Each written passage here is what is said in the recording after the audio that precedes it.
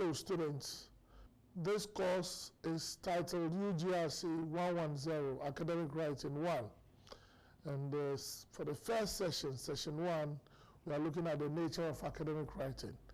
My name is Dr. David Ako-Odoe, your lecturer, and we want to look at the session overview. So this session will introduce you to the new environment you find yourself in.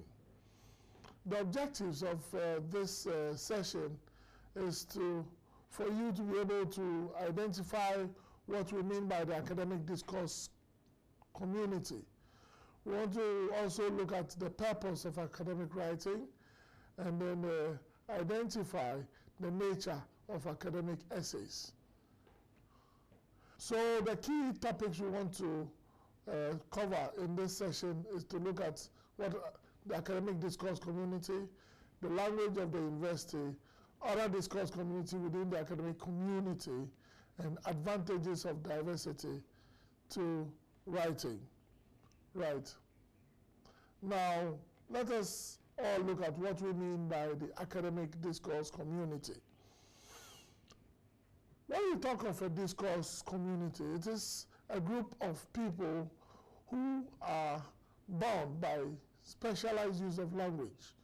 And such membership of such groups is by special qualification rather than birth. So, for example, you can have a community of lawyers, you can have a community of physicists, a community of engineers. These people have gone through some rigorous training to have arrived at why they are called lawyer, engineer, or something like that. So when you go to the market, for instance, it is also a discourse community. It has its own specialized language that operates there. And then we are looking specifically at the university as a place that is called an academic discourse community, because when we talk of discourse, it's the use of language. And then the academic nature of the use of language here will cover areas like listening, speaking, reading, and writing. All right? And then when you get into this community, you have various disciplines also within the university, and they also have their own language that they have to use and which they understand.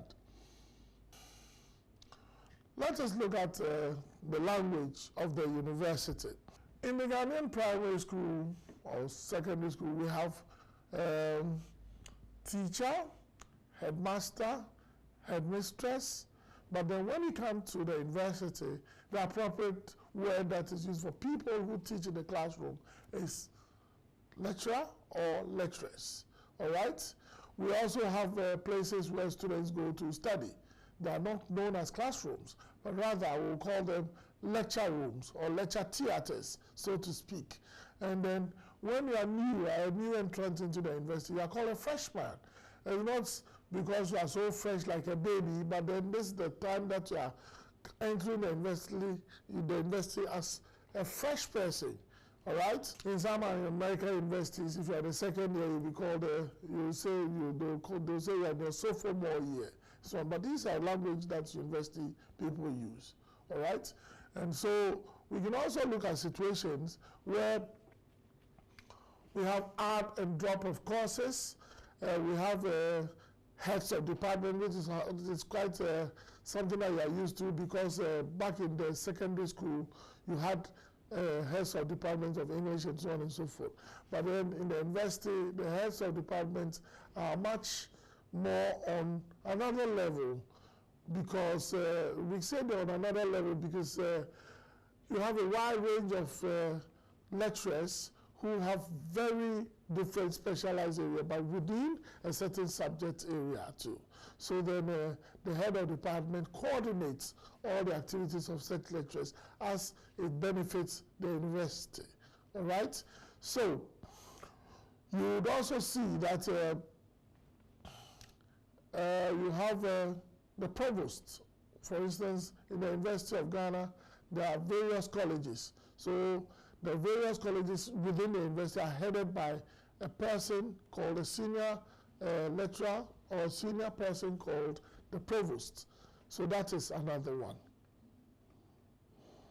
Now, if you think of any discourse community, a place where language is used, you go try to sort of find a language that is used in those communities. For instance, you can talk of the market, where market women have my Yiswe, what does it mean? They understand that. When you get to the chief's palace and you call the chief Dasebre Nana, and you use terms like Wadaroma and so on and so forth, it is the language of the palace. So discourse communities have their own peculiar ways of using language. And as I said, set places or set communities are, you qualify to get into it by virtue of your qualification, or you get into it by qualification and not by birth. All right? Now, let us look at discourse communities within the university. So let us understand that the university is a wider discourse community where language like, or such words like lecture rooms, halls of residence, provost, lecturers, add and drop of courses, and so on and so forth are used across board by everybody. But within the university itself, you also have sub-communities. And such sub-communities, like I said earlier on, have their own words, their own jargon, their own terms in trade that they use. So, for instance, if you talk of the School of Arts of the University of Ghana, you have academic departments that deal with subjects like study of religions, philosophy, classics, and heritage studies. The school is marked separately from the University of Ghana Business School, for instance, which deals with subjects like marketing, human resource development, and finance. All right? So we have different sub-communities in the university.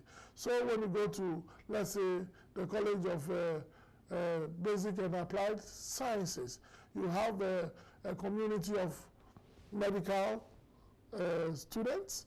You may have those who study chemists, so a community of chemists, a community of physicists, and so on and so forth. And each of these areas, or these subject areas, have their own terms that they use. And so as a member or somebody who has been ushered into that group, you should be able to know the words and terms that are applicable in such communities. So if, for instance, you get to the School of, earlier I was talking of the School of Languages. When you get to the linguistics department, for instance, they'll be talking of set terms like phonology, assimilation, honorifics, and then when you get to the English department, specifically those that teach literature, they'll be talking of set terms like paradoxes, analepsis, synecdoche, and iambic pentameter, things like that. But if you are a member of such community, you easily understand these things, and as time goes on, you get to acquire more terms.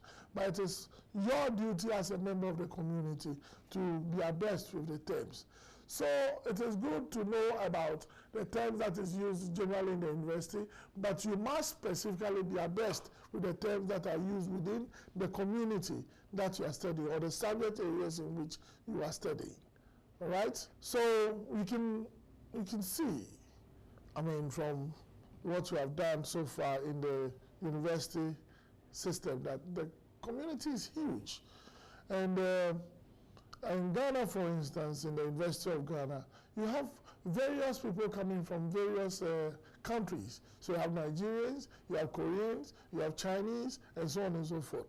The university is interested in having this fine mix, but then how do we blend all of these cultures and peoples such that everybody derives the maximum from it? So we have to take care of various sub-communities within the community, so to speak. And we also have to note that when you get to the university, you also have people who are ancillary staff, like the various administrative staff. You have typists, librarians, we have senior registrars, and top administrators. They are all part of the community that is termed the university. So in the academic discourse community, almost everybody, or I should say everybody, is here engaged in some form of use of language that concerns the smooth running of the university as per the main or the core business of the university. All right? So that is what we have to understand now. Advantages of diversity to writing. Now, we must understand that writing in the university requires a good demonstration of research. This therefore requires that the student will have to make good use of the other sub-communities, especially their libraries. So if you're a student of sociology, you should also be interested in what happens in psychology. And so if you go to the psychology library, you'll be able to find some basic books that they tell you what psychology is about. And it's important that as a student, you should know what happens there. Now, when we go to think of diversity to writing, for example, with the novel Things Fall Apart by Chinua Achebe, a philosopher studying this novel would have already gone into the field of literature in English. This philosopher would need a sociologist to explain why the Igbos are governed by a group of elders and not a king. The same philosopher would want to use the services of a psychologist to understand why Okonkwo had to join in the killing of Ikemefuna. Again, the philosopher will have to find out whether Okonkwo is morally right to join in the killing of the boy. He even needs some history of such practices and how long they had occurred in the Igbo land for him to arrive at any reasonable conclusion of his study. What have I said so far? So we are looking at a student of philosophy who is reading Things Fall Apart. There are various facets to just that small book. So you would want to know why, for instance, Okonkwo behaves in a certain way. And that can be explained by a psychologist. You would have to know why the Igbos undertake certain rituals and certain rites. That can possibly be interpreted or be explained by somebody who is an archaeologist or somebody who is into some sociology. That will help to explain why people do certain things. So, various things that people do help to come up with a more solid, a more informed method of analysis from a single reading. All right? Good. What we must know here is that members of the academic discourse community always write. We always write. Whether you're writing a journal article, you are writing a short essay, you are even writing a speech, we are engaged in writing. Whatever an academic presents orally is first written. So writing is very important as an aspect of the university life. Writing is very important to university people who are in the university environment. Academics or people who live in the academic discourse community are generally looked upon as people who use big English in their writings. This is not always the case. Lecturers or academics have a way of presenting issues related to their fields of specialization. Therefore, academic writings will be concerned about accuracy, objectivity, the use of qualifying expressions, avoiding plagiarism, and these should be presented in standard or acceptable English. So, normally, academic writings will use such qualifying expressions as usually, probably, under normal circumstances.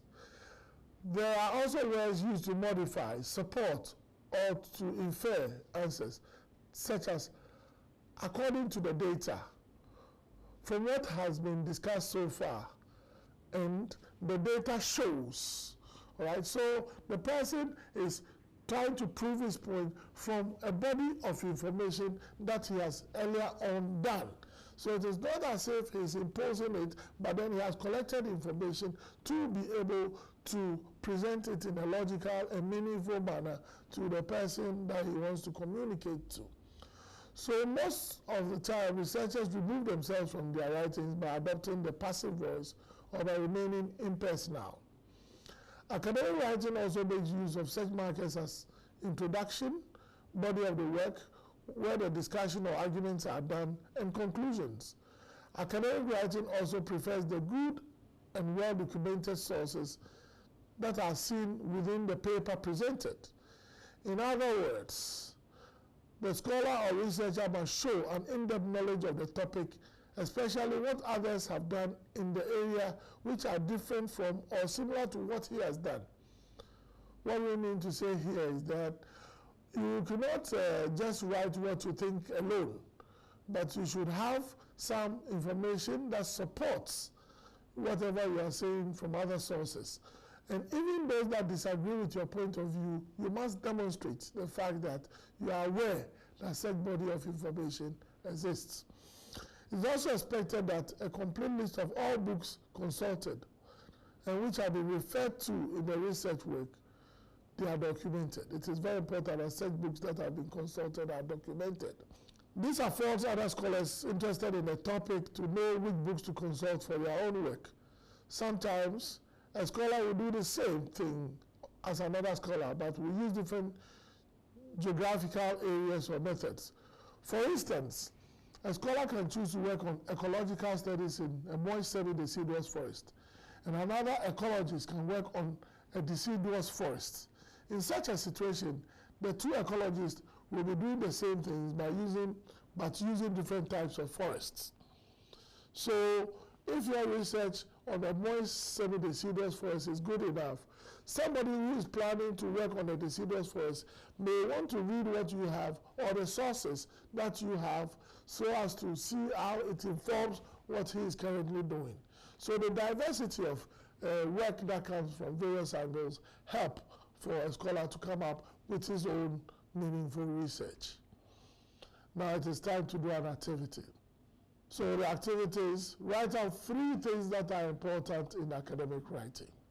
3 things that are important in academic writing.